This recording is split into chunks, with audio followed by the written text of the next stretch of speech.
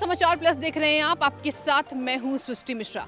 आज का दिन काफी अहम है। आज का दिन 25 नवंबर, जिसको संयुक्त राष्ट्र international women's for elimination of violence against women's के रूप में मनाया जाता है। आपको बता दें, महिलाओं की सुरक्षा जो देश का सबसे अहम मुद्दा है, ये हर समाज का अहम मुद्दा है, हर वर्ग के लिए ये अहम मुद्दा है। महिलाओं की सुरक्षा के लिए सरकारें क्या करती हैं, और ये पाया गया है सर्वे के अनुसार कि कोविड-19 के दौरान महिलाओं पर ज़्यादा शोषण हुआ है। एक दिन को तो मना दिया जाता है, लेकिन इसके पीछे की ज़मीनी हकीकत क्या है, इसको जानने के लिए मुझे लगता है कि महिलाओं से ही बातचीत करनी चाहिए कि सुरक्षा के लिए क्या इंतजाम किए जाते हैं, देश में महिलाओं का क्या हाल है, उनके समाज में उनकी कितनी अहम क्षमता है, क्षमता के हिसाब से उन्हें काम दिया जाता है या नहीं, इस पर खास बातचीत करेंगे। और मुझे लगता है यहाँ कुछ महिलाएँ मौजूद हैं जिनसे हमें खास तौर पर बातचीत कर लेनी चाहिए कि देश में महिलाओं की क्या स्थिति है। तो आइए इनसे बातचीत करते हैं। ये बताइए कि आप कहाँ से हैं? मैं दिल्ली से आती हूँ, नोएडा। तो आज के दिन को international day for elimination of violence against womens के रूप में मनाया जाता है।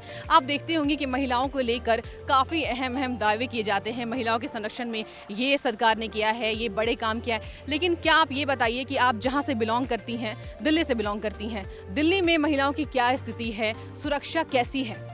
दिल्ली में लेडीज़ के लिए एक पूरा प्रॉपर कंपार्टमेंट है मेट्रो स्टेशन में, तो उनकी प्रोटेक्शन तो है ही। और जो फेयर्स हैं दिल्ली मेट्रो फेयर्स हैं वो भी थोड़े कम हैं स्पेशली फॉर वुमेंस। और जो बस में हैं वो भी रिजर्वेशंस हैं और फ्री टिकट्स हैं to travel to Delhi to UP. तो आई थिंक है रिजर्वेशंस गर्ल्स के लिए प्रॉपर, और उनको फैसिलिटीज़ मिल रही है हर चीज़ में आगे आके। आप ये बताइए कि महिलाओं के साथ हो रहे अन्याय हम साफ तौर पर कर सकते हैं कि वो बचपन से ही शुरुआत हो जाती है। एक समाज में अलग वर्ग की तुम महिला हो, इस पर आपका क्या कहना है? ये कहाँ से शुरुआत होती है? मेरे अकॉर्डिंग ये शुरुआत ना स्कूली लेवल पर ही हो जाती है।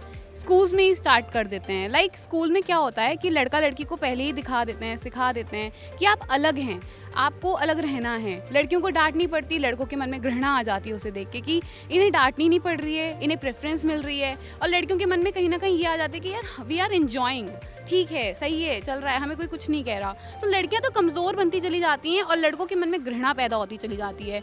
और यहीं जैसे कि उन्होंने कहा रिजर्वेशन है, इसका भी मैंने देखा बहुत लड़कियां गलत फ़ायदा भी उठा रही हैं। और कहीं ना कहीं लड़कों के मन में एक भावना आती जा रही है। तो उन्हें सिखाने की ज़रूरत है कि आप दोनों इक्वल हैं, आप दोनों के लिए इक्वल फैसिलिटीज़ हैं। Just it is the case of safety concern है कि महिलाओं के साथ ज़्यादा अपराध होते हैं। महिलाओं के साथ जो अपराध होते हैं वो सीधा रेप और अन्य प्रकार के दुष्कर्मों पे चले जाते हैं। इस वजह से ज़्यादा कंसर्न वाली बात हो जाती है, वरना सुरक्षा तो दोनों के लिए ही नहीं है।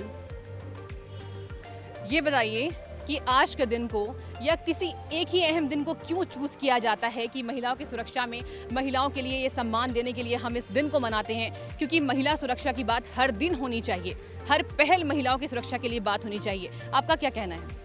महिलाओं की सुरक्षा हर दिन हर रोज़ होनी चाहिए, क्योंकि महिलाएं, मैं दिल्ली से और यूपी तक आती हूँ और दिल्ली में बिल्कुल भी सेफ़ नहीं है लेडीज़ के लिए। मैं बस में ट्रैवल करती हूँ और मुझे पता है कि बस में किस तरह का टच होता है। और मैं 3 साल कॉलेज बस में गई हूँ, और तो मैं जान सकती हूँ कि लड़कियों के साथ कैसा फील होता है। लेकिन उसी हिसाब से रिजर्वेशंस भी हैं बस में, जो कि अच्छी बात है। लेकिन कुछ लोग बोलते हैं कि रिजर्वेशन नहीं होनी चाहिए। मेरे हिसाब से होनी चाहिए, क्योंकि आपको नहीं पता कि उस टाइम वो औरत किस सिचुएशन में है।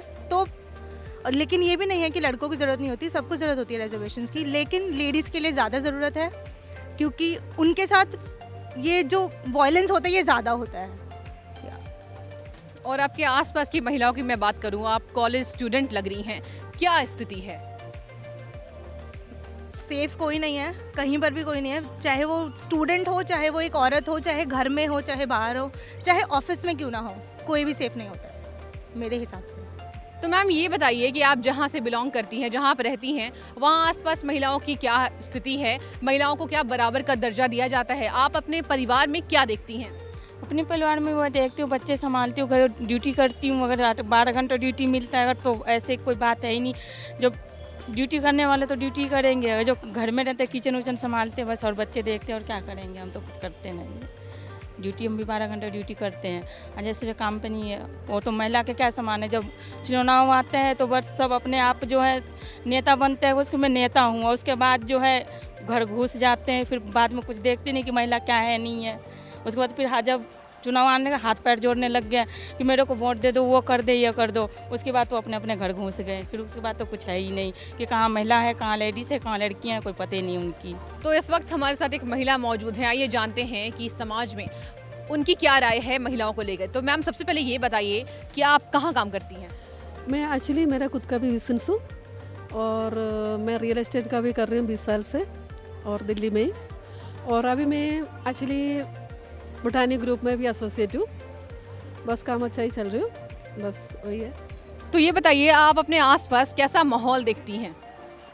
आसपास मैं दिल्ली में रहती हूँ, मयूरवार फेस 3 में रहती हूँ, लेकिन वहाँ आज तक मेरे को कोई प्रॉब्लम नहीं लगा, क्योंकि मेरा साथ कोई प्रॉब्लम नहीं हुआ आज तक।